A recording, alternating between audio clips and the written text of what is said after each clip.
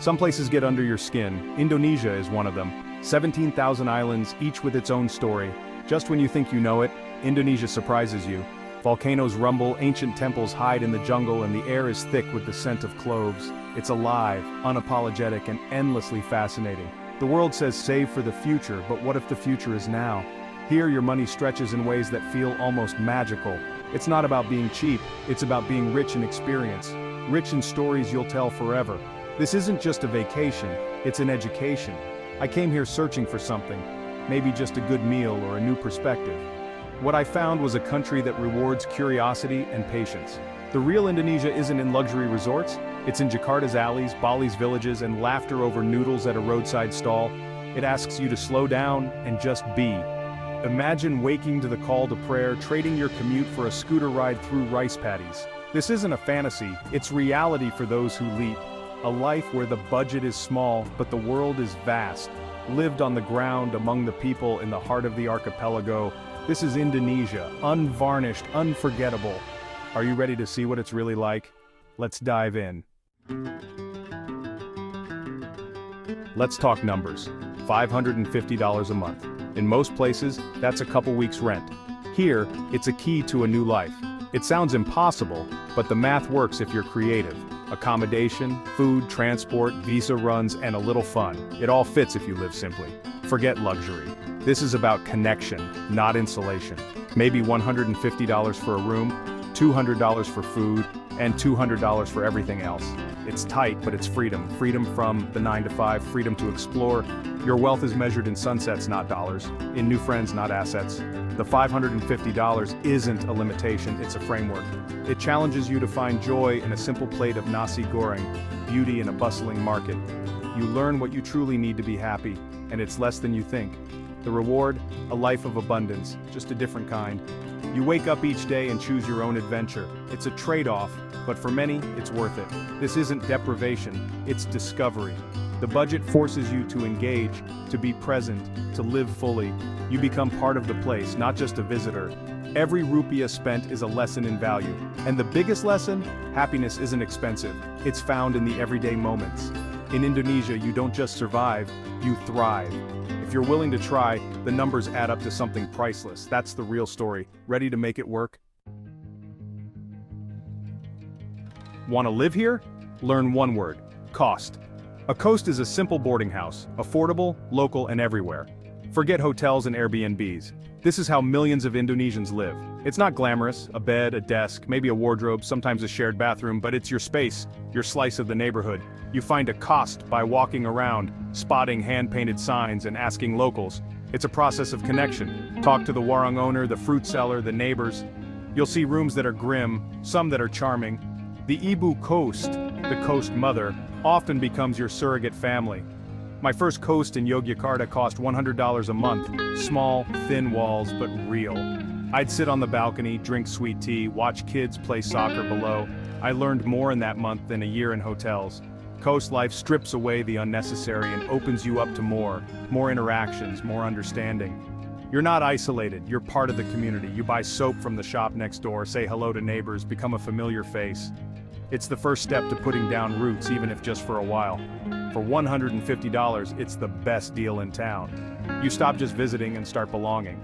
The coast is where you learn the rhythm of daily life.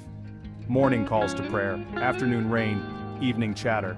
It's not about comfort, it's about connection. And that's what makes it unforgettable. If you want to understand Indonesia, start with a coast. It's where the real stories begin. And for a traveler, that's priceless. So, are you ready to find your cost? The adventure starts at your doorstep. Go knock. The coast is the heart, but the warung is Indonesia's soul. A warung is a family-run eatery, simple, cheap, and delicious.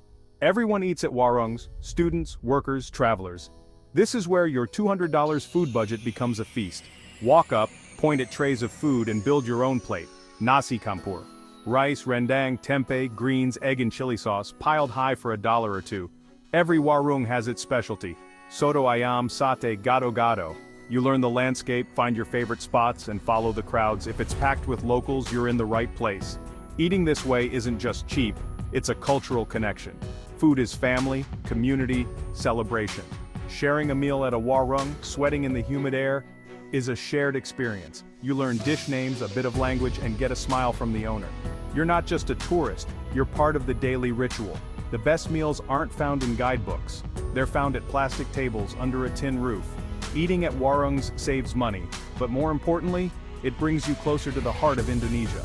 Every meal is a story, every bite a memory.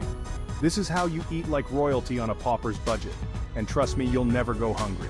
So, pull up a stool and dig in. The real Indonesia is served on a plate, and it's waiting for you. Ready to taste it? Let's eat. Selamat makan. Enjoy. The warmth of Indonesia isn't just the sun, it's the people, especially the women. They run households, warungs, and market stalls, pillars of society. In markets, the ibu-ibu greet you with smiles, teach you about fruits, and make every transaction a connection. They're tough negotiators, but always with kindness. Young women, students in coffee shops, are ambitious and eager to share their dreams. These conversations offer a window into a changing Indonesia. Respect and politeness are everything. A smile goes a long way. From the Ibu Coast who checks if you've eaten, to the professional who helps with directions, their warmth is unforgettable. The women of Indonesia are the keepers of its spirit. Their generosity is one of the country's greatest treasures. Indonesia is a sensory overload, a theater of the bizarre and beautiful. Families of 5 on a single scooter, street vendors with their musical calls, and sights that make you double take. A man with a 6-foot catfish, pink chickens, a cat napping on chilies, this is just daily life. The sounds are a symphony.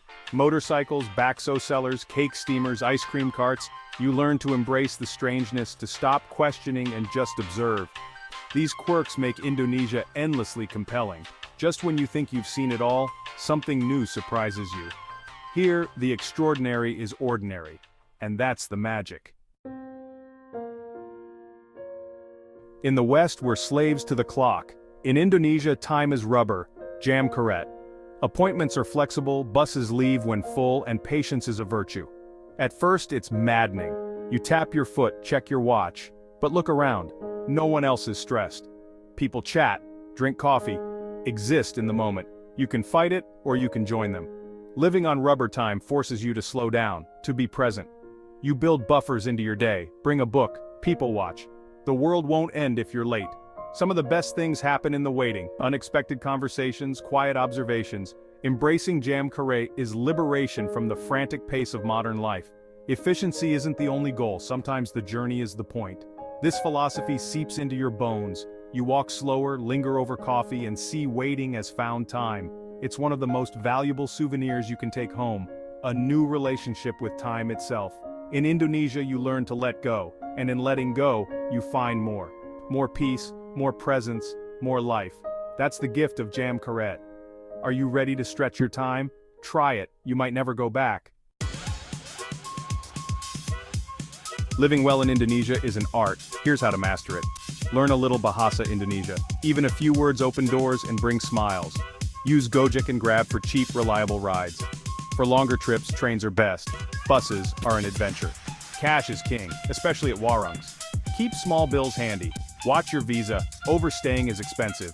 A good visa agent is worth it. Stay healthy, eat at busy places, drink bottled water, carry a basic first aid kit, and use mosquito repellent. These simple habits keep you safe and let you explore freely. It's about balance, adventure, and self-preservation. The guidebooks help, but real wisdom comes from the road. Ready to live like a local? Start with these tips. You can leave Indonesia, but it never leaves you. The taste of chili, the sound of gamelan, the memory of a stranger's smile, they linger. You come for the low cost, but leave with a new way of seeing the world. Indonesia challenges you, changes you, makes you more open and resilient. Happiness isn't about wealth, it's about connection and community. These lessons can redefine a life. Is it for everyone? Maybe not. But if you're curious, Indonesia is waiting. The stories, friendships, and perspectives you gain last long after you leave.